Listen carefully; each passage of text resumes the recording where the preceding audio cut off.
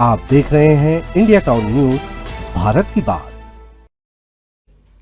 नमस्कार, आप देख रहे हैं इंडिया टाउन न्यूज और मैं हूं आपके साथ हर्षिता।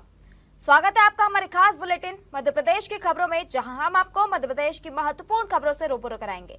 चलिए बुलेटिन की शुरुआत करते हैं। बड़वानी पुलिस अधीक्षक पद्म विलोचन शुक्ल के निर्देश पर जिले में सामुदायिक पुलिसिंग को मजबूत करने और युवाओं को सकारात्मक दिशा देने के लिए एक नई पहल शुरू की गई है। इसके तहत पुलिस खेल उत्सव और आपकी बात पुलिस के साथ अभियान संयुक्त रूप से चलाए जाएंगे। पुलिस खेल उत्सव के अंतर्गत जिले के सभी थाना क्षेत्रों के चयनित गांव में कबड्डी, वॉलीबॉल और क्रिकेट प्रतियोगिताएं आयोजित की जाएंगी। हर थाना क्षेत्र में टीमों का गठन किया जाएगा और लगभग 900 युवाओं को इसमें शामिल किया जाएगा। संबंधित थाना प्रभारी इन टीमों के नियमित निगरानी करेंगे और खिलाड़ियों को आवश्यक खेल सामग्री उपलब्ध कराएंगे। इस पहल का उद्देश्य युवाओं की ऊर्जा को सकारात्मक दिशा देना, उन्हें नशे और आपराधिक प्रवृत्तियों से दूर रखना तथा शारीरिक और मानसिक रूप से सशक्त बनाना है। साथ ही आपकी बात पुलिस के साथ अभियान के तहत ग्रामीणों से सीधा संवाद स्थापित किया जाएगा। जानकारी के मुताबिक पहला जन संवाद कार्यक्रम 5 अप्रैल 2026 को सुबह 10 बजे थाना पाटी क्षेत्र के ग्राम सागबारा में आयोजित होगा। यह कार्यक्रम ग्राम नगर रक्षा समिति सम्मेलन के रूप में होगा, जिसका विषय आध्यात्मिक व सामाजिक पुनरुत्थान रखा गया है। हमारे मध्य प्रदेश शासन के माननीय मुख्यमंत्री डॉक्टर मोहन यादव जी की प्रेरणा पर हम लोग बड़वानी जिले में 2 नवाचार प्रारंभ कर रहे हैं, जिसमें प्रथम हमारा जो नवाचार है वो जनसंवाद रहेगा और जनसंवाद आपकी बात पुलिस के साथ। इसका शुभारंभ हम 5 अप्रैल 2026 से पाटी थाना क्षेत्र में कर रहे हैं और इस पे हम लोग मुख्यतः जनता के साथ बैठकर जो विभिन्न गांवों में, विभिन्न फलियों में जाकर हमारे सभी पुलिस अधिकारी उनसे संवाद करेंगे। साइबर सुरक्षा, महिला, अनुसूचित जाति जनजाति या अन्य जो भी हमारे समस्याएं हैं वो सभी वर्गों के साथ बैठकर एक समस्याएं दूर करने का प्रयास करेंगे। धार में लोकायुक्त की टीम ने जल संसाधन विभाग के अमीन राज दिनकर को 10,000 रुपए की रिश्वत लेते गिरफ्तार किया है। जानकारी के मुताबिक आरोपी पट्टा स्वीकृत कराने के नाम पर पैसों की मांग कर रहा था। आपको बता दें कि ग्रामीण दयाराम पटेल की शिकायत पर यह कार्रवाई की गई, जहां प्रकाश नगर स्थित मकान पर ट्रैप लगाकर अमीन को रिश्वत लेते ही घर दबोचा गया। मामले में आरोपी के खिलाफ भ्रष्टाचार निवारण अधिनियम 2018 की धारा 7 के तहत मामला दर्ज कर जांच शुरू कर दी गई है। दरअसल लोकायुक्त की यह कार्रवाई भ्रष्टाचार के खिलाफ सख्त संदेश देती है और आम जनता के अधिकारों की सुरक्षा की दिशा में एक अहम कदम मानी जा रही है। सर्व ब्राह्मण समाज बड़वानी ने इस वर्ष भी भगवान परशुराम की जयंती धूमधाम से मनाने का फैसला किया है। आयोजन को लेकर समाज की बैठक हुई। बैठक में भगवान परशुराम जन्मोत्सव को लेकर चर्चा की गई और महत्वपूर्ण निर्णय किए गए। बैठक में तय था कि 19 अप्रैल को अक्षय तृतीया के अवसर पर भगवान परशुराम जी का जन्मोत्सव पारंपरिक रूप से मनाया जाएगा। इस अवसर पर दोपहर 4 बजे कालिका माता मंदिर से शोभा यात्रा निकाली जाएगी। नगर भ्रमण कर शोभा यात्रा धर्मशाला पहुंचेगी, जहां महाआरती के बाद प्रसादी वितरण किया जाएगा। समाज के लोगों से पारंपरिक वेशभूषा में कार्यक्रम में शामिल होने की अपील की गई है। पुरुष धोती कुर्ता या पजामा कुर्ता तथा महिलाएं लाल पीली साड़ी में रहेंगी। बैठक में महिला मंडल गठन का भी निर्णय लिया गया। 10 अप्रैल तक सभी ब्राह्मण समाजों से संपर्क कर गठन प्रक्रिया पूरी की जाएगी।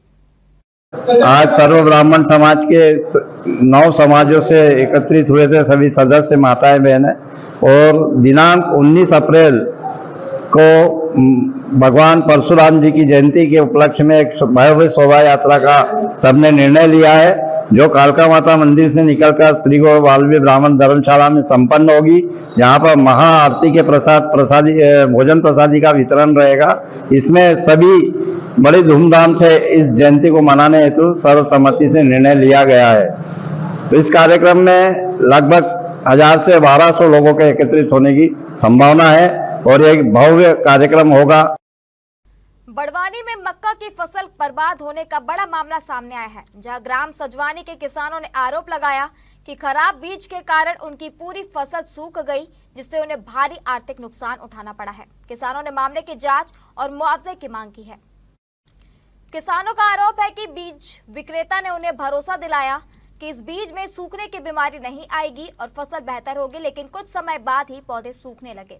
स्थिति इतनी खराब हो गई कि पूरी फसल बिना भट्टे की ही नष्ट हो गई और किसानों को एक दाना भी उत्पादन नहीं मिला। मामले को लेकर किसानों ने राष्ट्रीय किसान मजदूर महासंघ के माध्यम से कृषि विभाग बड़वानी के कृषि विस्तार अधिकारी को लिखित आवेदन देकर बीज की गुणवत्ता की जांच, दोषियों पर कार्रवाई और मुआवजे की मांग की है। आवेदन के साथ खरीदे गए बीज का बिल भी संलग्न किया गया है। वहीं शिव एग्रो के संचालक राधेश्याम काग ने किसानों के आरोपों को खारिज किया है।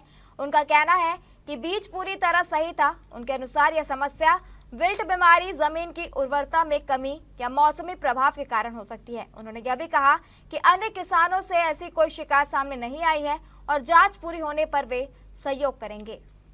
ये कृषि विभाग में हम ज्ञापन देने आए थे, आवेदन देने आए थे कि मक्का सूख गई हमारी 4 एकड़ की, जो बड़वानी शिव एग्रो से हमने ली थी, सीकर कंपनी के 9459, और दुकानदार ने बीज हमको बोल के दिया था कि ये सूखेगी नहीं, और अब दुकानदार को बोल रहे हैं तो कोई कार्रवाई नहीं करवा रहा है, ना ही देखने आ रहा है खेत पे। तो इसलिए हम ये कृषि विभाग में देने आए आवेदन। कितने एकड़ खेत था? 4 एकड़। कितनी लागत लगी होगी? लागत लगी है मेरे 50-60 हज़ार रुपये। पहले बीज आप ये दुकान से लेते थे? हाँ, यही दुकान से लिया था, पर अभी दुकानदार ने बोल के दिया था कि ये बीज सूखेगा नहीं। कुछ किसानों ने आरोप लगाया है कि ये मक्का खराब है, तो मक्का खराब होती तो उस पर फल नहीं आता या जर्मिनेशन नहीं होता है। वो विल्ट की समस्या सभी मक्का वेराइटियों में आ रही है, वो ज़मीनी समस्या है। इस तरह की वो बीमारी मतलब ज़मीनी बीमारी है, उसमें बीज खराब होना, ये सब एक झूठा आरोप लगा रहे हो। शिकायत करी उन्होंने कृषि विभाग? तो शिकायत करी है, तो उसमें अब अपना क्या दोष है? मैं तो सभी किसानों को बीज दे रहा हूँ, उनके यहाँ तो कोई प्रॉब्लम है नहीं। तो आगे भी कोई समस्या है? नहीं, अभी तक कोई समस्या नहीं है। हनुमान जन्मोत्सव के पावन पर्व को लेकर पूरे जिले में श्रद्धा, भक्ति और उत्साह चरम पर है। शहर सहित आसपास के प्रमुख हनुमान मंदिरों में धार्मिक आयोजनों की तैयारी जोरों से चल रही है। इसी कड़ी में नवलपुरा, सेगांव हनुमान टेकड़ी और वैष्णो देवी मंदिर के पास स्थित गोबड़िया हनुमान मंदिर में विशेष कार्यक्रमों की श्रृंखला आयोजित की जाएगी, जिसमें बड़ी संख्या में श्रद्धालुओं के शामिल होने की संभावना है। आपको बता दें कि नवलपुरा स्थित श्री बजरंग सेवा समिति द्वारा 2 अप्रैल 2026 को सुबह 11 बजे से शाम 4 बजे तक विशाल भंडारे का आयोजन किया जाएगा। समिति ने श्रद्धालुओं से अधिक संख्या में पहुंचकर धर्म लाभ लेने और इस पुण्य कार्य में सहयोग करने की अपील की है। वहीं संकट मोचन तीर्थ श्री हनुमान टेकड़ी सेगांव में भी भव्य आयोजन तय किए गए हैं, जहां 1 अप्रैल को श्री रामकृष्ण मंदिर, इंद्र भवन, झंडा चौक से भव्य पालकी यात्रा निकाली जाएगी। इसमें नगर वासियों को भगवान हनुमान के दर्शन कराए जाएंगे। इधर वैष्णो देवी मंदिर के पास स्थित धोबड़िया हनुमान मंदिर में 2 दिवसीय अखंड रामायण पाठ का आयोजन जारी है, जहां श्रद्धालु बड़ी संख्या में पहुंचकर भक्ति में लीन हो रहे हैं। आयोजन से पहले तीनों मंदिर समितियों द्वारा व्यवस्थाओं का निरीक्षण किया गया। भंडारे की तैयारी अंतिम चरण में है। प्रसादी बनाने का कार्य शुरू हो चुका है और सेवाभावी कार्यकर्ता पूरे समर्पण के साथ जुटे हुए हैं। तैयारियों में अभी आप जैसा देख रहे हैं कि भट्टियों की खुदाई वगैरह हो गई है और थूली जो सिकाई होती है उसकी भी तैयारियां शुरू हो चुकी है। आज शाम को 8 बजे शाम को मंदिर प्रांगण में भव्य सुंदरकांड का आयोजन रखा हुआ है और कल शाम को इंद्र भवन परिसर से पालकी यात्रा निकलेगी 4 बजे शाम को, और परसों सुबह 4 बजे अभिषेक और महाआरती रहेगी और 2 तारीख को शाम को 6 बजे से भंडारा। ये हनुमान जयंती के उपलक्ष्य में भंडारा होता है पिछले 25-30 वर्षों से, और सुबह 11 बजे से कन्या भोजन वगैरह होके फिर भंडारा चालू होता है। 20-25 हज़ार की तादाद में पब्लिक आती है। नगर के बीच में है, सारी पब्लिक जो है वो प्रसादी अच्छे से ग्रहण करती है और मंदिर में भी आयोजन पूरे 12 महीने होते हैं। हमारी बजरंग सेवा समिति है नवलपुरा और सब के सहयोग से सब काम और ये भंडारे वगैरह सब चला गया। देवास जिले के तहसील मुख्यालय खातेगांव में किसान कांग्रेस की प्रदेश अध्यक्ष धर्मेंद्र चौहान के नेतृत्व में किसानों की मांगों और उनके समस्याओं को लेकर रैली निकाली गई। रैली के बाद एसडीएम प्रवीण प्रजापति को मुख्यमंत्री के नाम ज्ञापन सौंपा गया। ज्ञापन में किसानों को आ रही परेशानियों का उल्लेख किया गया है। किसानों की मांगों और समस्याओं का निराकरण नहीं होने पर प्रदेश स्तर पर आंदोलन की चेतावनी भी दी गई। तरीके से पूरे मध्य प्रदेश के अंदर जब से भारतीय जनता पार्टी की सरकार बनी है, किसानों को कैसे लूटा जाए, कैसे किसानों की जमीन उद्योगपतियों को कब्जे में दी जाए, ये शासन की नीति है।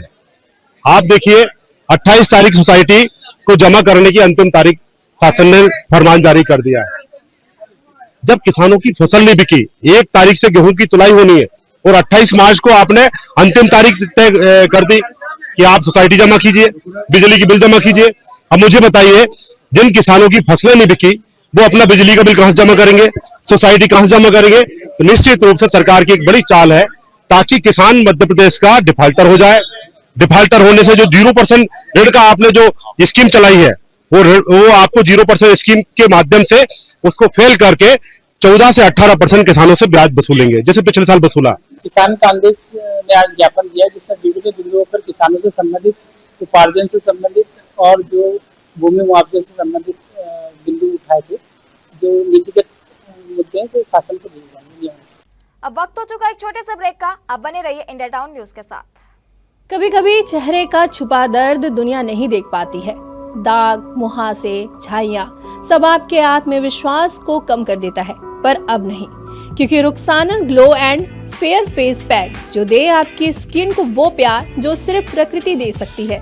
हर लेयर को साफ करे, हर दाग को करे हल्का और आपकी मुस्कान फिर से लौटाए, because you deserve to glow naturally.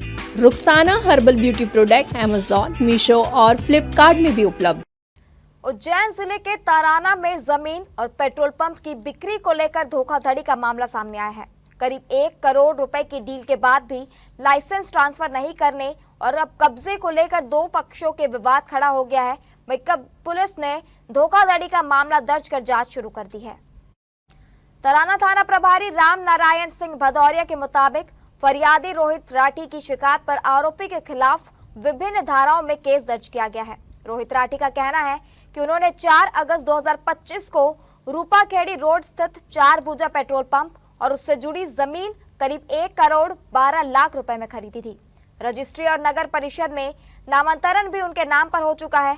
भुगतान चेक के जरिए किया गया और कब्जा भी सौंप दिया गया था। सौदे के दौरान पेट्रोल पंप का लाइसेंस ट्रांसफर करने का वादा किया गया था, लेकिन आज तक लाइसेंस ट्रांसफर नहीं किया गया, बल्कि भारत पेट्रोलियम के रिकॉर्ड में नामांतरण के नाम पर धोखे से दस्तावेजों पर हस्ताक्षर करा लिए गए। फरियादी के मुताबिक पेट्रोल पंप पर विक्रेता ने दोबारा कब्जा कर संचालन शुरू कर दिया है। विरोध करने पर उसके साथ अभद्रता कर धमकी दी गई थी। मैंने नीतापति हरीश दोड़िया से पेट्रोल पंप लिया था और रजिस्ट्री भी हो गई थी और नामांतरण भी हो गया था और कब्जा भी ले लिया था। उसके बाद में उन्होंने नाम ट्रांसफ़र के नाम पर कुछ स्टाम्प मेरे से साइन करवाए, जो कि कुछ दस्तावेज साइन कराए, जो कि मतलब उन्होंने बोला था कि मैं पेट्रोल पंप का नाम ट्रांसफ़र के लिए चाहिए अपने को, और नाम ट्रांसफ़र के एवज में उन्होंने अपने से मतलब गलत हस्ताक्षर साइन करा लिए। आपने कितने टाइम तक पेट्रोल पंप पे कब्जा रखा? 4.5 महीने तक। ये 4 बजा पेट्रोल पंप जो रूपाखेड़ी रोड पर स्थित है, इसका सौदा किया गया था। इसका विक्रेता हरीश डोडिया उनकी पत्नी के द्वारा जगदीश राठी के पुत्र रोहित राठी द्वारा क्रय किया गया था। पिछले वर्ष क्रय की राशि जो भी थी वादा की गई थी, रजिस्ट्री और नामांतरण हो गया था। उसके बाद इनका कुछ आपस में डिस्प्यूट हुआ और पेट्रोल पंप को वापस डोडिया द्वारा कब्जे में ले लिया गया और इनको जो क्रय की राशि अदा की गई थी वो भी वापस नहीं की गई। नामांतरण होना था इंडियन ऑयल कंपनी में, वो भी नहीं कराया जा रहा है। इस प्रकार इनके द्वारा बेईमानीपूर्वक जो कृत्य किया गया धोखाधड़ी का, इस पर रोहित राठी जी की शिकायत पर हरीश डोडिया उनकी पत्नी को धारा 318 BNS में प्रकरण पंजीकृत करके विवेचना की जाएगी।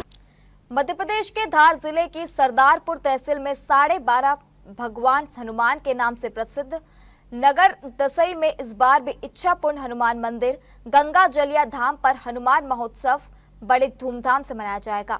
इस पावन अवसर पर श्रद्धालुओं के लिए धार्मिक एवं सांस्कृतिक कार्यक्रमों की श्रृंखला आयोजित की जाएगी। मंगल आरती के साथ कार्यक्रम की शुरुआत होगी। इसके साथ ही ध्वजारोहण 51 फीट शिखर पर चढ़ाकर स्थापित की जाएगी। कार्यक्रम की इसी कड़ी में एक भव्य शोभा यात्रा भी निकाली जाएगी, जो अंबिका माता मंदिर और सरदार पटेल चौराहे से प्रारंभ होकर नगर भ्रमण करते हुए गंगा जलिया धाम में पहुंचेगी। जानकारी के मुताबिक इस वर्ष भी गंगा जलिया हनुमान मंदिर परिसर में 5 दिवसीय विशाल मेला आयोजित किया जाएगा।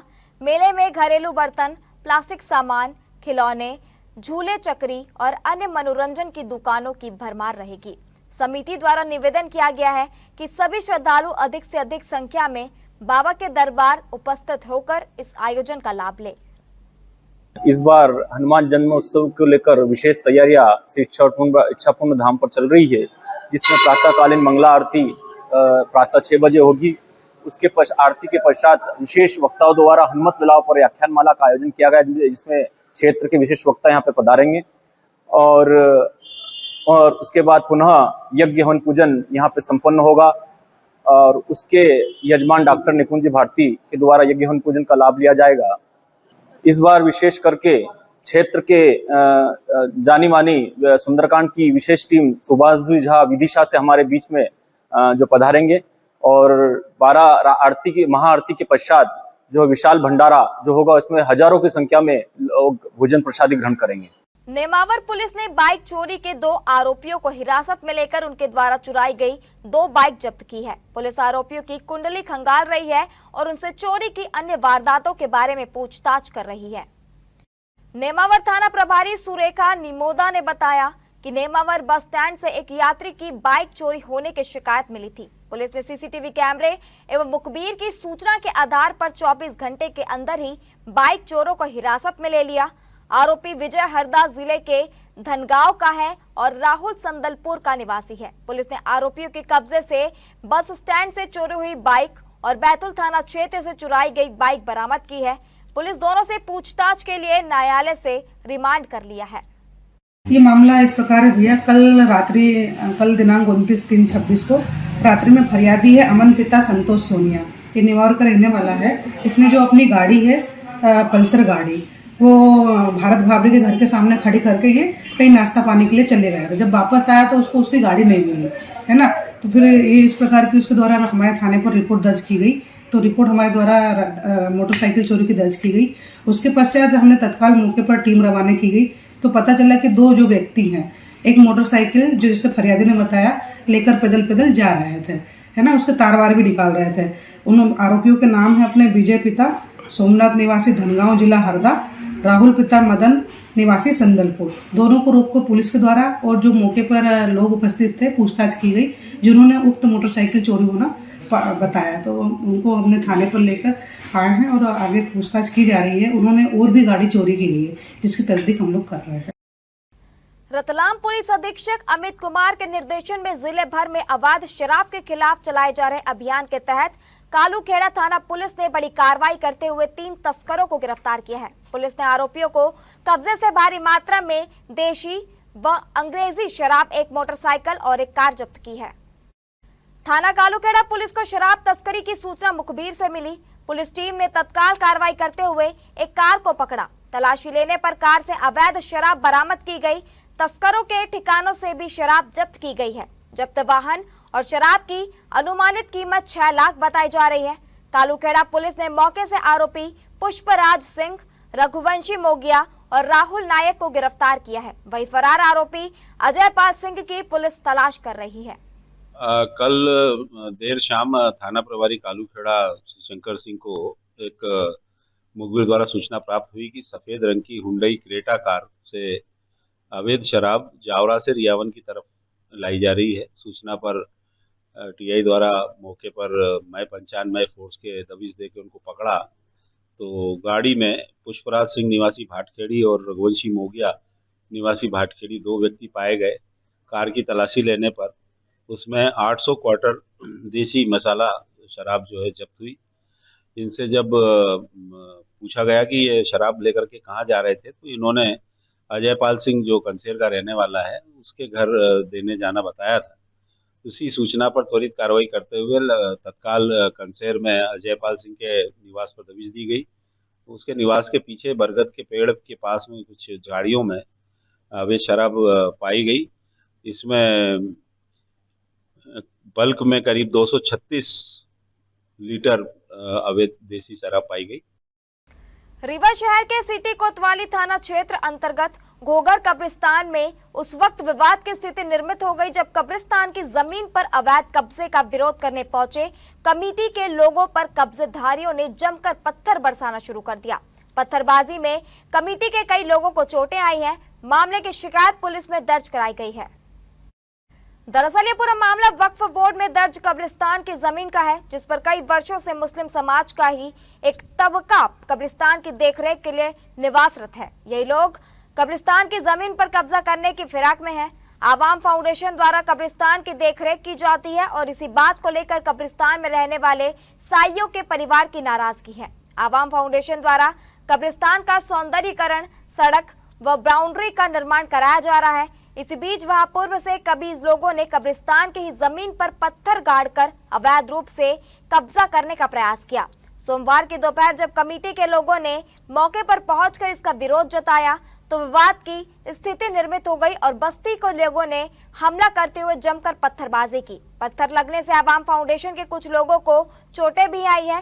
पीड़ितों ने इसकी शिकायत पुलिस और तहसीलदार से की है। आरोप है कि कब्रिस्तान में अनाधिकृत रूप से बस्ती बनाकर रहने वाले लोगों के द्वारा आपराधिक कृत्य भी किए जाते हैं, जिसकी शिकायत भी पूर्व में कई बार की जा चुकी है। जैसा कि आप सबको मालूम है कि ये कब्रिस्तान की जो ज़मीन है ये वक्फ को दान दी गई है और वक्फ की जो ज़मीन होती है वो आज स्थानांतरित होती है। किसी भी तरीके से इसमें अतिक्रमण नहीं किया जा सकता, किसी भी तरीके से। यहाँ पे उसके मुतवल्ली लोग होते हैं जो कि देख रेख करते हैं। ऐसे दो परिवारों को पूर्व में सालों पहले उनको दिया गया था कि भाई आप देख रेख करिए। अब वो अपने बाप दादा की ज़मीन उसको समझ लिए हैं और अभी भी वो वक्त में चढ़ी हुई है, तो नाजायज़ तरीके से उस ज़मीन को ये लोग अपने नाम कराने की कोशिश कर रहे हैं। आज उसी सिलसिले में इन लोगों ने अपनी नपी-तुपी करा रहे थे और जो दरगाह है और रैंप है उसके बीच में इन्होंने पत्थर गड़ाई का काम किया और बोला कि ये हमारी ज़मीन है, यहाँ से हम अपनी बाउंड्री वॉन्ड्री बनाएंगे। जब हम लोगों को ये मालूम चला, हम आवाम फाउंडेशन के लोगों को, हमारे सारे नौजवानों को, हम नौजवानों ने सब ने मिलकर जिम्मेदारी उठाई, अपने कौम की वहाँ पे पहुँचे और पहुँच के देखा स्थिति बड़ी ख़राब थी। वहाँ पे पत्थर गड़े हुए थे। हम लोगों ने वो पत्थर को हटाने के लिए बोला तो इनकी पहले से तैयारी थी। वहाँ पे ये लोग ने पत्थर इकट्ठे करके रखे थे और हमारे ऊपर पत्थरबाजी करना शुरू कर दिया इन सब लोगों ने। अभी वक्फ इंतजामिया कमेटी घोगर कब्रिस्तान की ओर से एक आवेदन प्राप्त हुआ है, जिसमें इनके द्वारा बताया गया कि जो घोगर वक्फ कब्रिस्तान है उसके अगल बगल की जो भूमियाँ हैं उनके निजी भूमि स्वामियों द्वारा आज दिनांक मतलब 30/3/26 को उक्त भूमि के सीमांकन कराया गया है। उस सीमांकन में जो कब्रिस्तान की कुछ भूमियां हैं वो प्रभावित हो रही, जैसा कि इनके द्वारा अपने आवेदन पत्र में उल्लेख किया गया है। और इसी तारतम्य में पटवारी को जांच हेतु निर्देशित किया गया। जैसी ही जांच रिपोर्ट आती है तो उसमें अग्रिम क्या वैधानिक कार्रवाई की जा सकेगी उस पर आगे निर्णय लिया जाएगा। सनावद नगर में जैन धर्म के 24वें तीर्थंकर भगवान महावीर स्वामी का 2625वां जन्म कलनायक महोत्सव आचार्यों के सानिध्य में बड़े ही भक्तिभाव के साथ मनाया गया। भव्य रथ यात्रा निकाली गई। रथ यात्रा में भगवान महावीर स्वामी के प्रकट होने की झांकी आकर्षण का केंद्र रही। नगर के पार्श्वनाथ बड़ा मंदिर में श्री जी का अभिषेक, नित्य नियम पूजन, तत्पश्चात भगवान महावीर स्वामी की प्रतिमा को रथ पर विराजमान कर शोभा यात्रा निकाली गई। शोभा यात्रा मुख्य मार्गों से बैंड बाजे के साथ विभिन्न भागों का भ्रमण कर पुनः बड़े मंदिर पहुंची। शोभा यात्रा के दौरान जैन समुदाय के लोगों ने अपने घरों के सामने श्री जी की आरती उतारी और मंगल गीत गाए। भारतीय जनता पार्टी, नगर पालिका परिषद, कांग्रेस द्वारा पुष्प वर्षा कर स्वागत किया गया। चांदमल कोचर परिवार के सहयोग से बनाई गई भगवान महावीर के प्रकट होने की झांकी आकर्षण का केंद्र रही। हमारे खास बुलेटिन खबरें मध्य प्रदेश की में फिलहाल इतना ही। आप बने रहिए इंडिया टाउन न्यूज के साथ। नमस्कार। आप देख रहे हैं इंडिया टाउन न्यूज, भारत की बात।